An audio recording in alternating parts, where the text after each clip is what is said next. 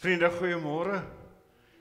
Dit is 'n ongelooflike groot voorreg om vanoggend saam met julle te kan aanbid hier in NG Gemeente Wilgespreid. Julle het nie een ouer geword van ek julle laas gesien het nie. Almal lyk nog ewig goed. Ek wil graag hierdie geleentheid begin vandag. Dit is ook 'n uitstuurgeleentheid, want soos julle almal weet, gebeur hierdie week 'n pragtige kinderweek hier in die gemeente wat jaarliks gebeur. En daarom fokus dit nogal baie sterk ook in hierdie jaar, of in hierdie tyd, in hierdie diens ook, enigstens op roeping. Binne in ons gewone lewe, dat ons ontdek, dat die Here ook vir ons roep. Geel en bruin en rooi lê die blare bymekaar. Waar het die herfswind hulle gekry? Onder watter bome het hulle uitgehark om dit hier saam te gooi in die nuwe harmonie van 'n warm, vrolike, warm kleurespel. Byna soos daardie eerste gemeente, daardie mengelmoes van mense wat deur die Gees bymekaar gewaai is, wat die saamwees gekoester het met omgee vir mekaar. Wat die bymekaar wees so geniet het, dat meer en meer mense wat dit gesien het, wou deel wees van hierdie nuwe harmonie van saamwees. Ons begin ons voortsetting en volëinding ook van hierdie geleentheid is in die naam van die drie-enige God, die Vader, die Seun en die Heilige Gees. Here, baie dankie dat ons ook in hierdie môre hier by mekaar kan kom. Dankie Here dat ons as 'n gelowige geloofsfamilie sommer so byeen kan wees. Dankie dat ons vanmôre ook so vanuit ons verskeidenheid by mekaar gehark, by mekaar kan wees. Dankie dat dit 'n gemeente is, 'n plek is, 'n ruimte waar ons almal veilig kan wees, veilig kan tuiskom. Dankie dat ons kan weet dat U, wat die lewende Here is, deur die Gees, ook die samebindende faktor is, wat ons ook in 'n eenheid in hierdie gemeente vanoggend saambind. Here, ons wil bid dat U sal gee, dat ons hele mens wees, ons hele harte, ons hele bestaan in hierdie môre ook totaal aan U oorgegee sal wees. Here, U is die Here van ons lewe. U is die koning van ons hart. U aanbid ons. U alleen wil ons dien. U wil ons prys. U naam wil ons groot maak. Want al die lof en al die eer en al die aanbidding en al die dank kom aan U toe. Here, baie dankie dat ons in hierdie môre ook so voor U kan verskyn, in ons verskeidenheid, met ons eie soortige behoeftes, met ons bestaan, ons unieke bestaan, volgens elke ene. Here, U ken ons elkeen. Ons het nie nodig om 'n uitnodiging te rig en te sê dat U van sitplek moet sitplek tot sitplek moet gaan nie, gewoon omdat U weet wie ons elkeen is, en U op reis is saam met ons elkeen. Dankie dat U wat, soos mense altyd sê, die ontoeganklik lig bewoon, wat buitekant alles is, bokant groter as alles is, alles omspan wat bestaan, wat in die verlede bestaan het, die ewigheid omspan, dat U vanmôre by ons is, dat U tuiskom in ons lewens, dat U ons Vader is in Christus Jesus. Dankie dat die gordyn geskeur het, en dat ons met vrymoedigheid vanmôre ook in U, voor U genade troon kan kom, dat ons in U teenwoordigheid kan kom, Here, dat ons in die allerheiligste by U kan wees. Ons wil bid dat die glans van U heerlikheid, U heiligheid, ook vandag, hierdie geleentheid, hierdie saamwees, ook sal ons omspan.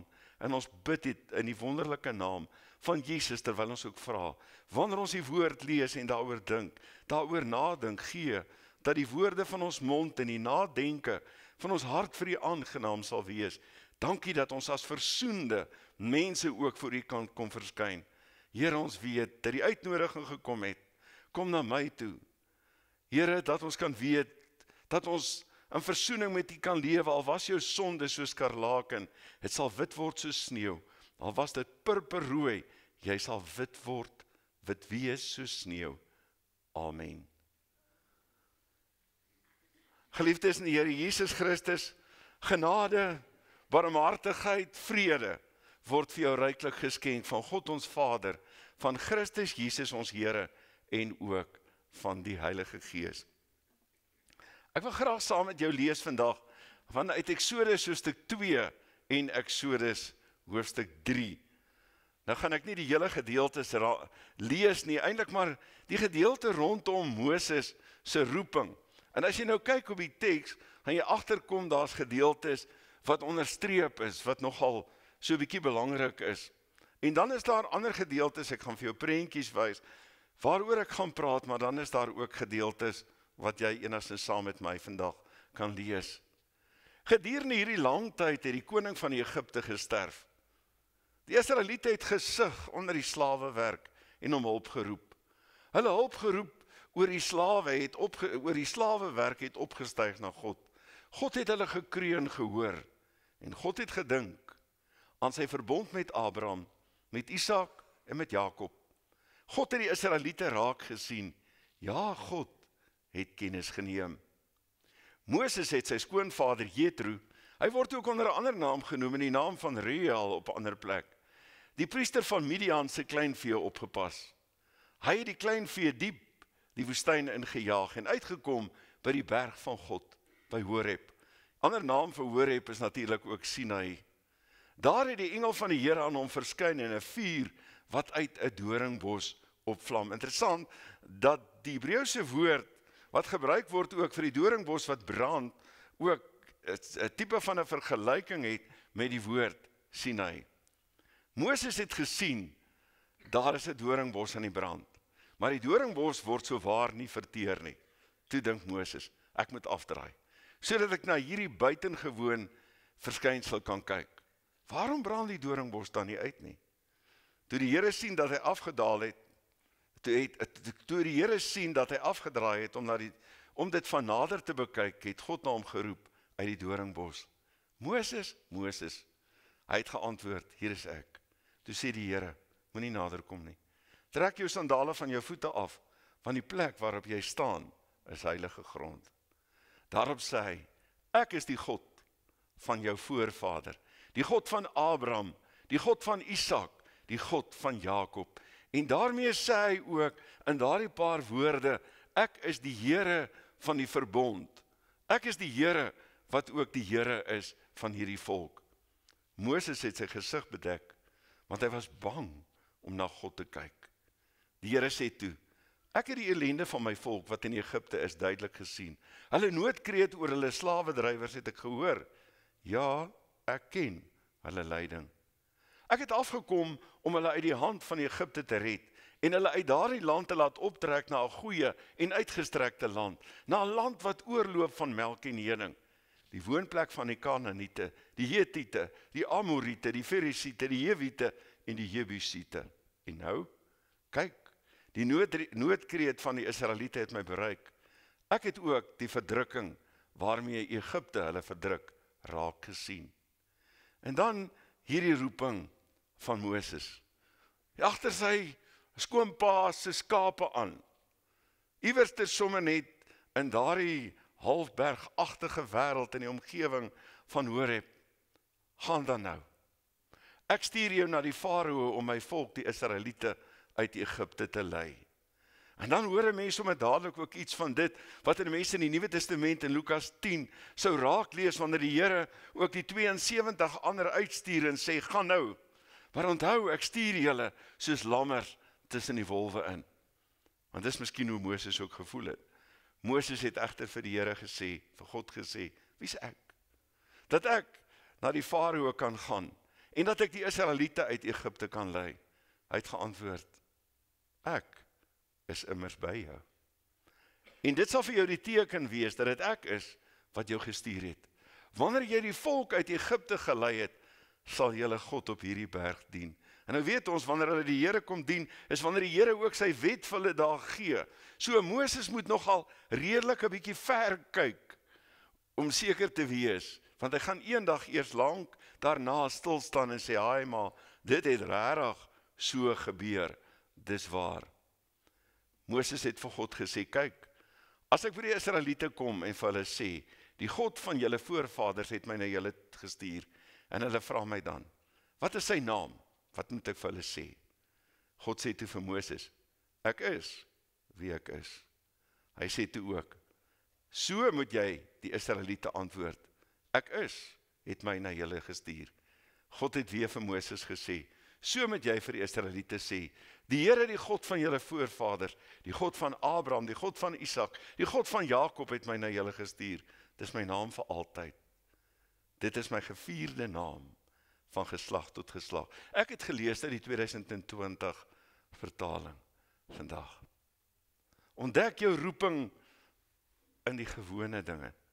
En vriende, as 'n mens sê, ek ontdek my roeping in die gewone dinge, dan beteken dit dat eintlik binne die gewone dinge wat ek deur my lewe gaan, die gewone ervarings wat ek deurgaan, dat ek daar midde skielik beleef dat God is hier.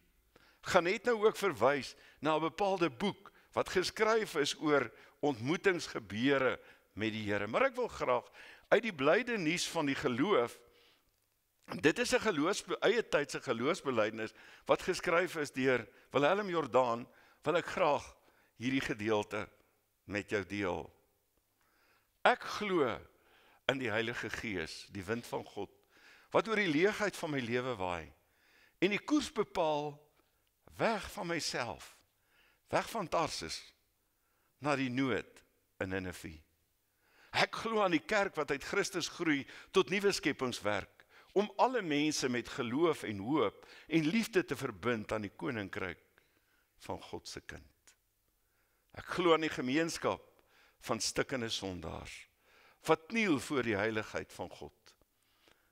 Dis sommer so 'n gedeelte, jy kan dit iewers, die geloofsbelydenis gaan lees en opsoek, dit is regtig nogal iets besonders. Ontdek jou roeping ook in die gewone. Vriende, hierdie gedeelte wat ek vandag vir jou gelees het, kom uit die Pentateeg uit. Het kom uit die eerste 5 boeke van die Bybel, waarvan baie sê ook die boeke wat teruggaan op Moses, die sogenaamde die wet gedeelte, die Torah gedeelte.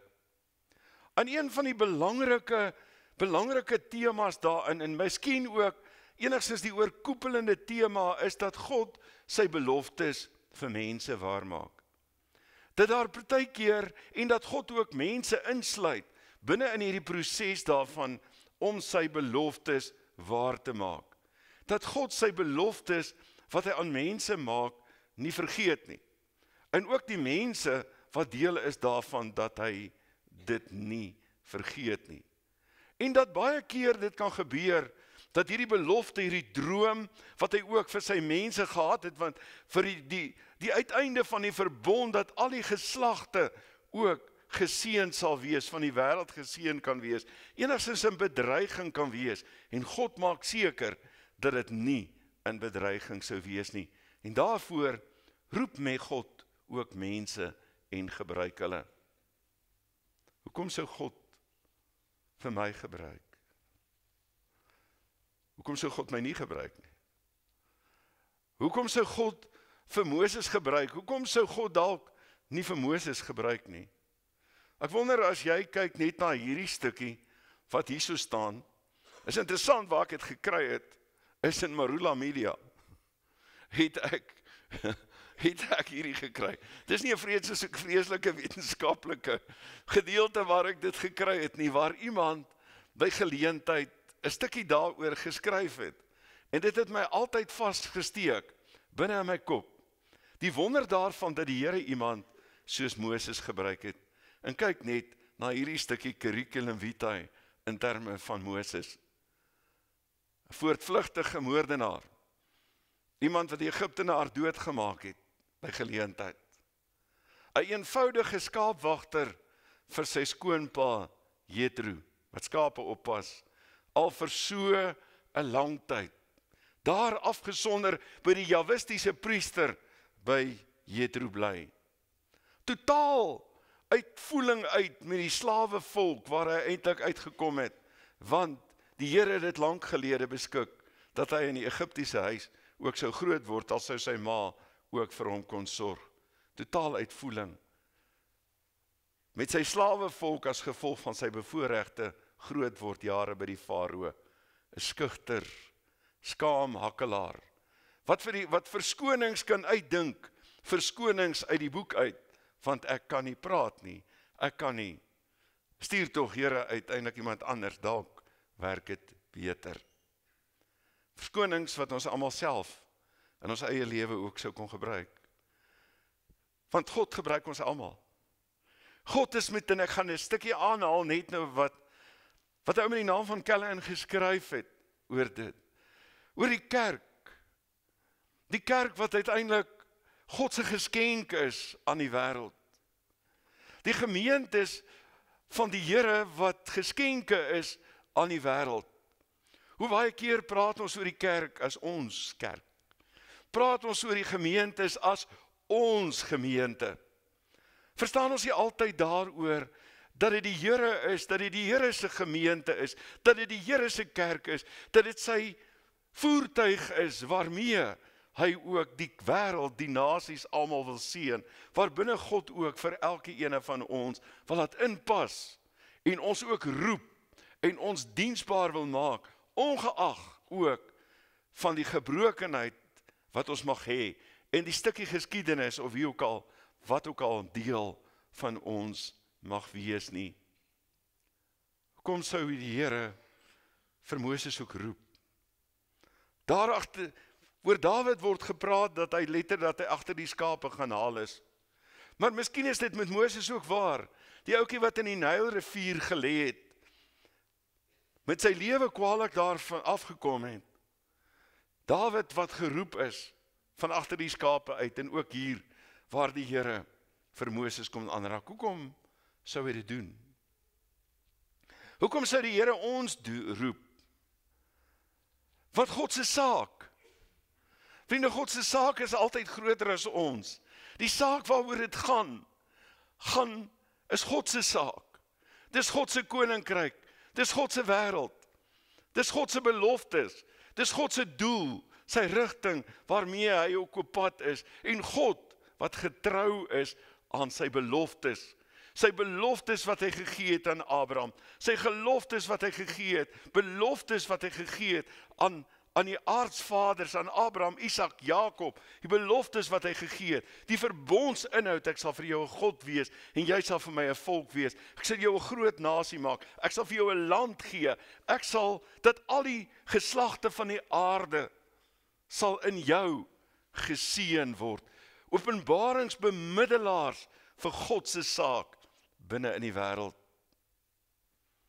Kom sê die Here, in die tweede instansie vir Moses roep, as hy vir Moses ook roep, vir ons kom roep, die twee goed gemeng, op grond van die nood van sy volk.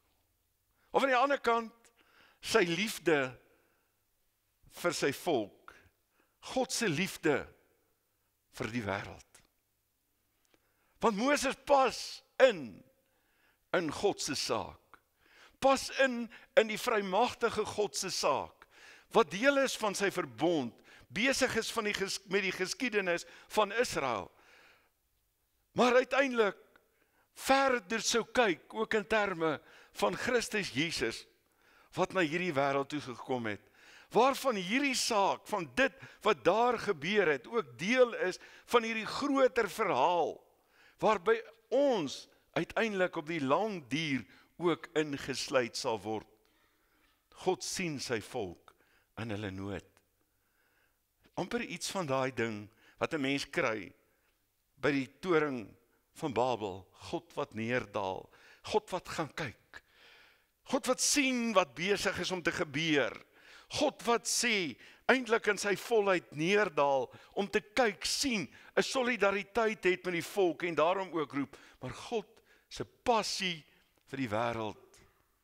Nou wil ek graag vir jou 'n gedeelte lees, vir jou voor, dit is Engels, en ek wil dit net half in konteks ook sit, wat iemand geskryf het, om te sê, grace is in the world. Whenever the church is in the world, grace is in the church. Whenever the church is not in the world, grace is in the world. The text is not, for God so loved the church. The text is, for God so loved the world. God het natuurlik die kerk lief. En ons is deel van die kerk. Ons is deel daarvan, ons is gered. Ons is veilig binne in sy hande. Dis waar. Maar God het uiteindelik die wêreld lief. Vriende, God het die wêreld geskep. Nie omdat hy moes nie, omdat hy wou. God kom plaas die kerk binne in die wêreld. Kom sit die kerk binne in die wêreld om tot seën te wees binne in die wêreld. En dan sou die kerk nie sy werk doen nie, sou God se liefde vir die wêreld uiteindelik nog nooit ophou nie. Want hy wil die wêreld wil hy red. God does not forsake the world to save the church. Kerk is reeds gered in Christus. God invites the church to be in the center of people's lives, not to be the center. Wil hê dat die kerk in die sentrum van mense se lewens staan, maar nie die sentrum is nie, want God is die sentrum van dit alles. En die kerk is daarom hierdie instrument en hierdie woorde, God invites the church to be in the center of people's lives. God encourages us to live as mission congregations. God richly blesses us. God wil hê, wat wil hy hê? Hy wil ons bemoedig. Hy wil ons aanmoedig om gestuurde gemeentes te wees. Dis wat hy wil doen. En kom sluit ons nie binne in sy werk wat hy besig is om te doen nie, maar kom sluit ons in. En dit is ook wat hy besig is met Moses. As hy besig is met hom, besig is met ons, besig is met jong mense, wat deel gaan wees, ook van 'n program, wat met kleiner kinders en almal gaan werk. Almal wat deel is van daardie program, dan sluit God ons nie uit nie, want ons sou 100 verskonings kon kry. Wat goed vir ons moeilik maak. Ek is dalk nie so goed met kinders nie. Ek is dalk nie so goed om te kommunikeer nie. Wie is ek nou uiteindelik om ander mense te kom leer? Wie kan ek dit doen? Ek is eintlik maar net 'n gewone mens. En dan versaak die kerk sy taak, want God kies ons uit. Soos wat hy vir Moses kies hy ons ook uit. En kies hy, as ek kan maklik te veel praat. As ek dink aan Moses, was hy die ideale leier gewees. Ek dink hy was maar partykeer 'n skryfie leier gewees. As jy al die werk self wil doen, en die hele volk wil lei, dat jou skoonpa vir jou moet kom sê, hoorie boet, dit werk nie so nie. Mens werk nie so nie, as jy met 'n klip moet praat, en jy slaan die klip, en jy doen dit anderster, en jy word kwaad, en al hierdie dinge wat gebeur, dan dis nie die volmaakte nie. Is ook die een wat stoei met homself. God roep ons elkeen elke dag. Maak ons iets van daardie beeld in ons gewone wêreld. God ontmoet Moses. Ontmoet ons eintlik altyd in ons gewone wêreld. Samuel Terry het 'n boek geskryf en die boek se naam is The Elusive Presence. Om eintlik te wys op hoeveel plekke in die Bybel, as 'n mens die boek sou lees, of hoeveel plekke gebeur het dat God eintlik in die gewone lewe, en nie met die gewone lewe gewerk die afgelope tyd. Waar ontmoet God jou in jou gewone wêreld? En hoeveel keer het mense dit nie beleef, dat God op 'n ontwykende, versluierde manier skielik daar kom, soos Moses in sy gewone gang, afkom op die bos, die doringbos wat brand, en nuuskierig sê, laat ek 'n bietjie gaan kyk wat gaan hier aan. En dan, die stem van God, daar binne hoor as die Here praat, en op heilige grond sou kom staan. 'n Ontmoeting met 'n gewone mens in die gewone lewe. Nie net die Bybelse figure word uiteindelik vir ons die voorbeelde, word die aanmoedigers van dit, wys ontbloot iets van God se hart, vir ons ook in ons gewone lewe, waar ons loop, agter die skape, en dan agterkom, maar God is saam met my. Dink aan die Emmausgangers, op Op opstandingsmôre as hulle stap na Emmaus toe, Jesus saam met hulle stap. En dan hardloop hulle later aan terug en sê, ons het die Here gesien. Want toe die brood gebreek het, het hulle die merke gesien en het hulle geweet dat dit hy is. En word hulle skielik gekonfronteer, loop hulle saam met hom en weet dit nie eers nie. God saam, God ontbloot hom, wys, sonder dat hy hom, of maak hom bekend, openbaar, sonder dat hy hom uiteindelik ontbloot binne in die proses. Ek wil hiermee klaar maak vir oggend, en dis 'n gedig, hy's oud. Adam Smol, sy gedig van jare. My gebruik van sy manier van praat is dalk nie so goed soos wat ander mense dit uiteindelik sou kon gesê het nie. Gedig van Adam Smol kon laat ons sing uit Gitaar my kruis, wat deur die Hervormde Kerk uitgewers jare terug uitgegee is in 1961. Dit was al wat hy gehad het. Staf, 'n dooie stok en boonop het hy nog 'n hakelhok. So beskryf Smol. Die oënskynlike ongeskikte kandidaat vir die groot taak wat wag. En eindig met die gevierde woorde wat die roeping uit die tweede boek van Moses, uit Exodus, uit die 4 hoofstuk, die eerste en die tweede verse, ook op homself toepas. Hy het gevra, wat is in my hand? En vriende, in my hand was 'n gitaar. Kom, laat ons sing. Wat het God? Wat plaas hy in ons hande? Wat het hy ons gemaak? Om wat te hê? Om net dit wat ek het te gebruik. Ons is tot meer in staat as wat ons dink. Ons is baie meer as wat ons dink in ons lewe. Ons kan meer doen as wat ons so maklik glo.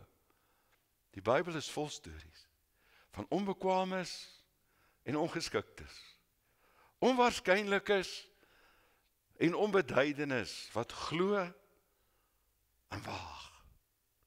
Partykeer bietjie moeilik om te doen wat ons kan, om te glo in wat ons doen, al is dit net gitaar slaan. Chrysostomus was 'n ou gewees wat verskriklik baie preke geskryf het, dalk meer as enigiemand anders. En praat hulle ook oor hom as die sogenaamde heilige Chrysostomus. En hy het al in die 4de eeu opgemerk dat ons geroep word om die siekes te besoek, nie te genees nie.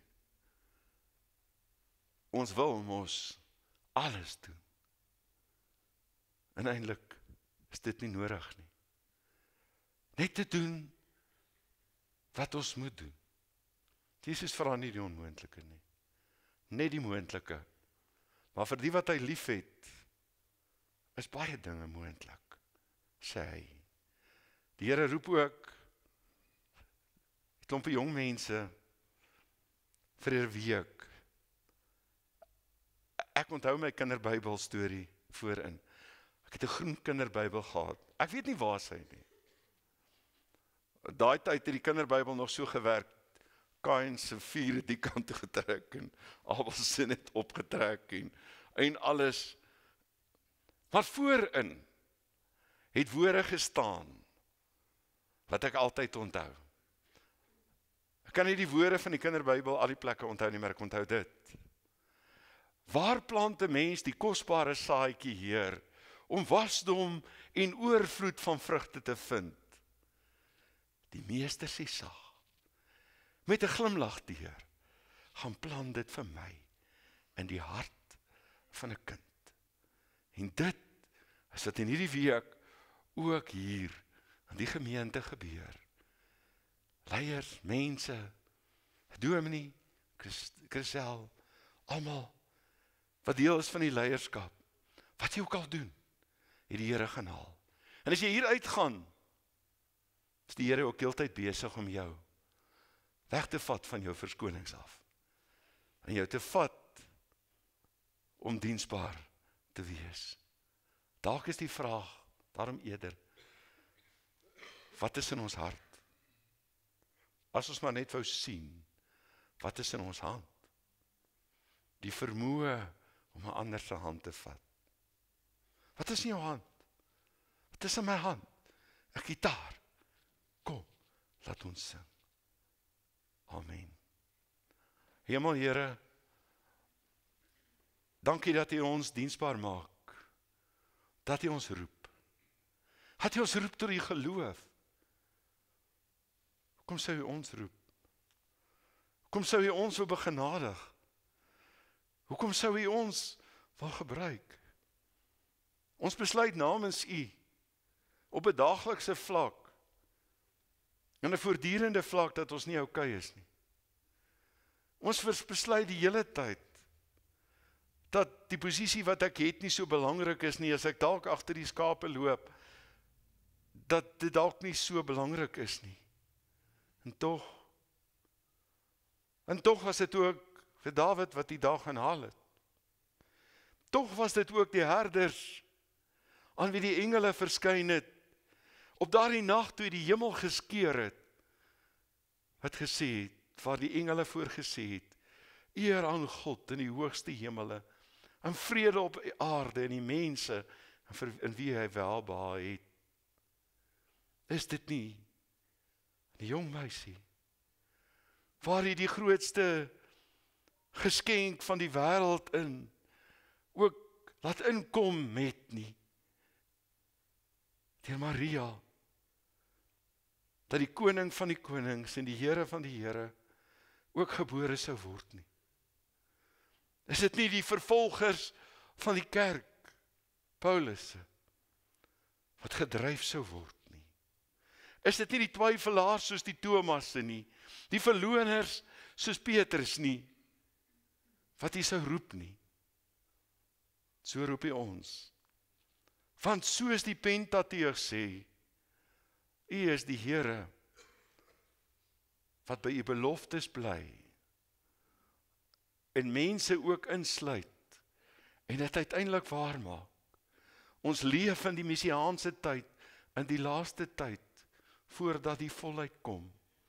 En ons sing Maranatha, kom Here Jesus, maar ons is deelnemers in die tyd. Bid vir hierdie uitstuurgeleentheid, ook in hierdie week. Dankie dat U ons vanmôre ook almal stuur.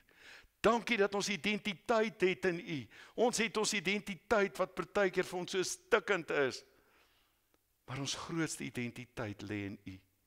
Here Jesus, dat U ons kinders van U gemaak het.